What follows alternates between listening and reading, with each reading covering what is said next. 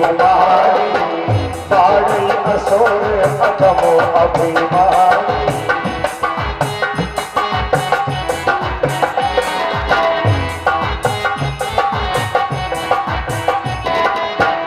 जब जब हो ये धर्म की हानि, जब जब हो ये धर्म की हानि, बाढ़ असुर अधम अभिमानी, बाढ़ असुर अधम अभिमानी।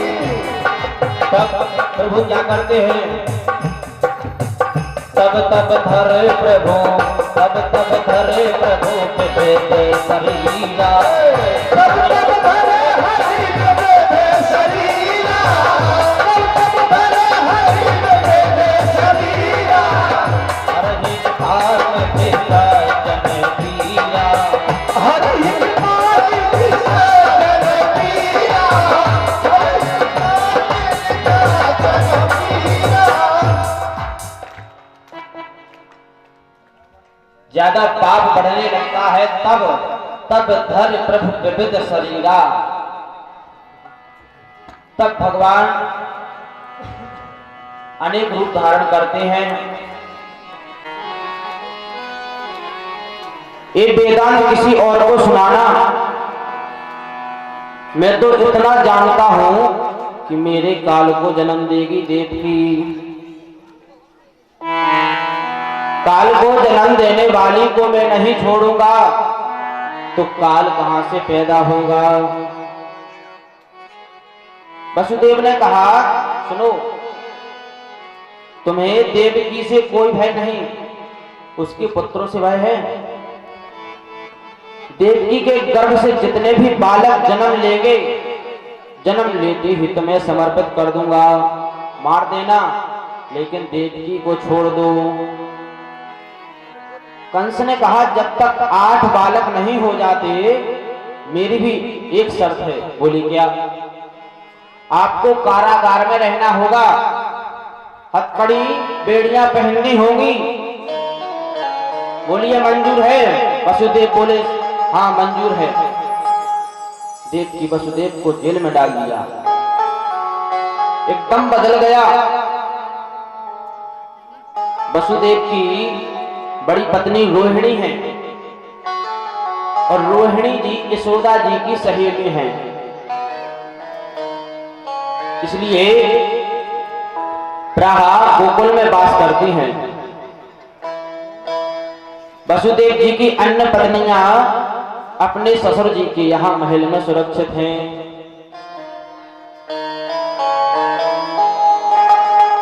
वसुदेव जी के प्रथम पुत्र हुआ कीर्तिमान नाम है। कंस ने उसे मार दिया। देवकी का दूसरा पुत्र हुआ,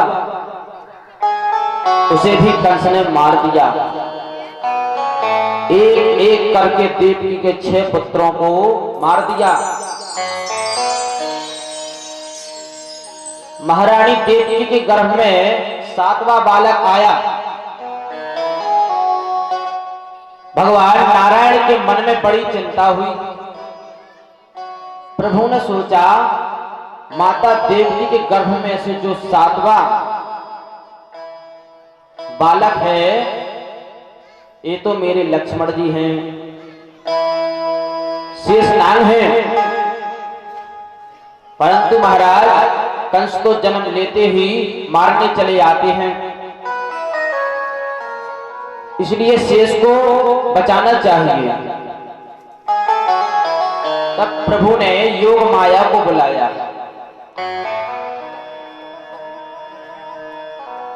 भगवान ने योग माया से कहा, देवकी के गर्भ में जो 7वां बालक है, इसको तुम गोकुल पहुंचा दो।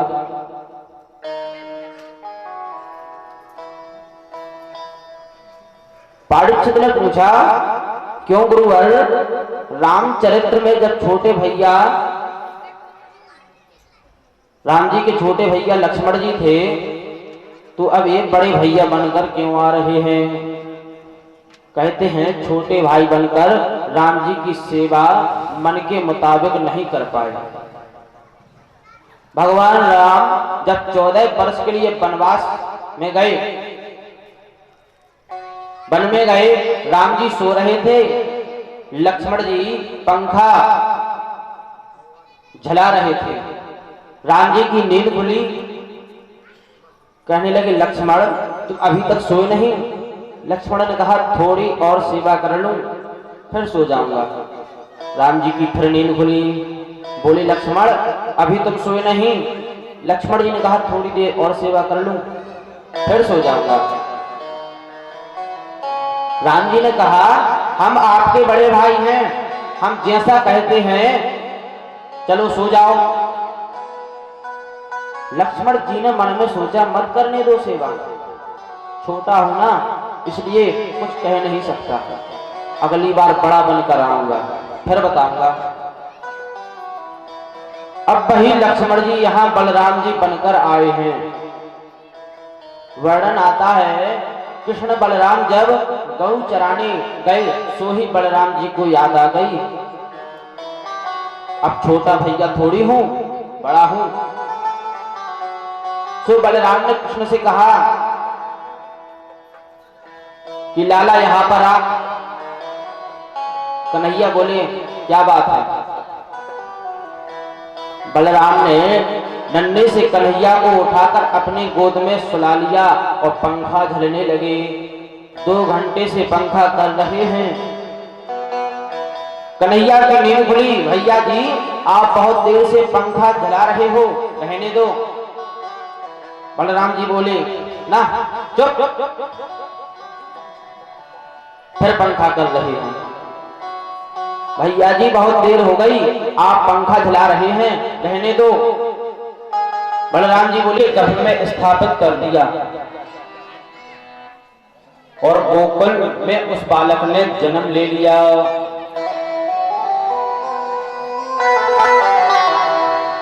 इसलिए वो दोनों माताओं का पुत्र हो गया, यहाँ देवकी के और वहां रोहिणी के।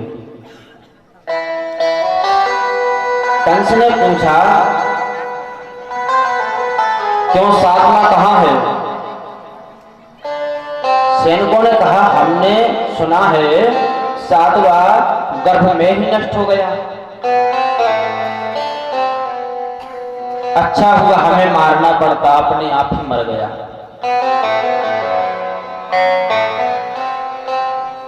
अब 8वां बालक आने वाला है माता देवकी के गर्भ में।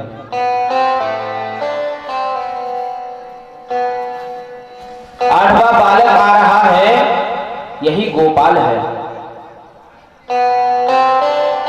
देवताओं को जब पता चला कि भगवान अवतरित होने वाले हैं, सब देवताओं ने गोविंद का मंगलमय स्तवन किया। इस गर्भ की सारी दुनिया बुराई करती है। भगवान जब गर्भ में आते हैं तो गर्भ की भी स्तुति होती है, जिसे गर्भ स्तुति कहते हैं। मानस में तुलसीदास जी लिखते हैं कि जब ते हरि गर्भ भंते आए, जब ते हरि गर्भ भंते आए, जब ते हरि गर्भ भंते आए, जब ते हरि गर्भ भंते आए, जब ते हरि गर्भ भंते आए, जब ते हरि गर्भ भंते आए, जब ते हरि गर्भ भंते आए, जब ते हरि गर्भ भंते आए, गर्भ भंते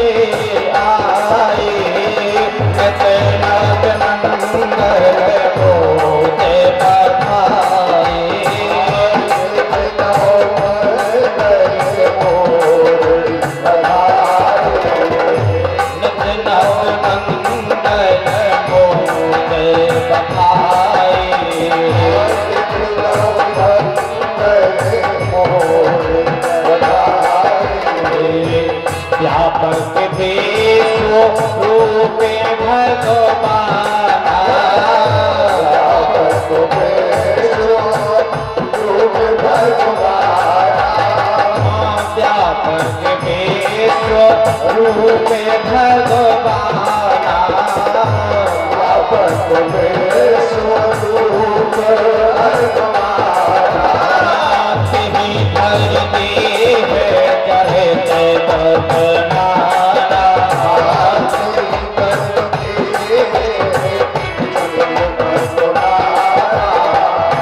तेहि धरती है चढ़े बदनाना।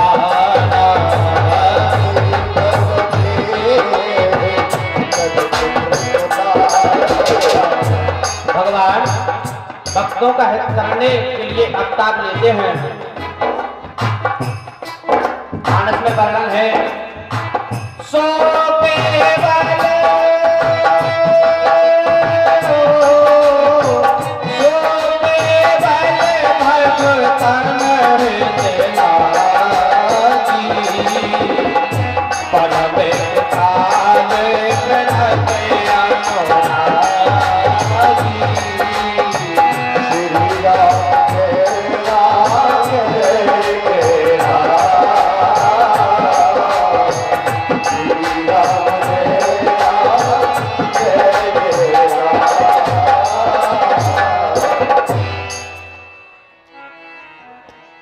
भगवान गर्भ में आते हैं तो गर्भ की स्तुति होती है। हेलो जय श्री राधे। अरे जय हो जगदीश्वर जगत